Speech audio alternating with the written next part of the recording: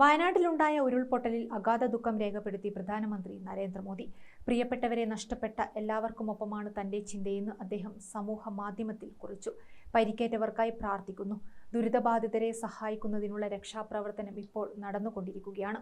കേരള മുഖ്യമന്ത്രി പിണറായി വിജയനോട് സംസാരിക്കുകയും നിലവിലുള്ള സാഹചര്യത്തിന്റെ പശ്ചാത്തലത്തിൽ കേന്ദ്രത്തിൽ നിന്ന് സാധ്യമായ എല്ലാ സഹായവും ഉറപ്പു നൽകുകയും ചെയ്തുവെന്നും അദ്ദേഹം വ്യക്തമാക്കി.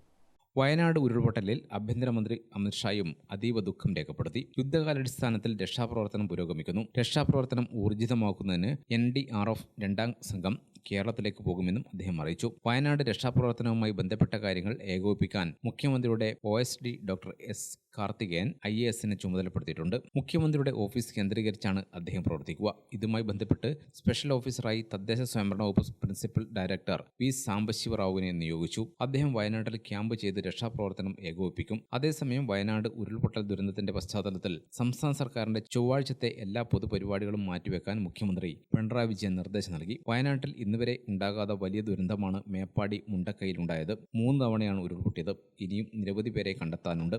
ഉരുൾപൊട്ടലിൽ ചൂരൽമല, മുണ്ടക്കൈ, അട്ടമല മേഖല ഒറ്റപ്പെട്ടു. അതേസമയം ദുരന്തത്തിന്റെ വ്യാപ്തി ഇപ്പോഴും പറയാൻ കഴിയാത്ത അവസ്ഥയാണെന്ന് മുഖ്യമന്ത്രി പിണറായി വിജയൻ പറഞ്ഞു. പലയിടത്തും എത്തിപ്പെടാൻ പ്രയാസമാണെന്നും എല്ലാ സന്നാഹങ്ങളും വയനാട്ടിലേക്ക് പോവുകയാണെന്നും പ്രധാനമന്ത്രി എല്ലാ സഹായവും വാഗ്ദാനം ചെയ്തുവെന്നും മുഖ്യമന്ത്രി പറഞ്ഞു. വയനാട് ഉരുൾപൊട്ടലിൽ ഗവർണർ ആരിഫ് മുഹമ്മദ് ഖാൻ അതീവ ദുഃഖം രേഖപ്പെടുത്തി. വലിയ അപകടമാണ് ഉണ്ടായതെന്നും അതീവ ദുഃഖമുണ്ടെന്നും ഗവർണർ പറഞ്ഞു. രക്ഷാപ്രവർത്തകർക്ക് എത്തിച്ചേരാൻ പറ്റാത്ത അവസ്ഥയാണെന്നും ദൈവത്തോട് പ്രാർത്ഥിക്കാമെന്നും ഗവർണർ പറഞ്ഞു. News desk Gramika.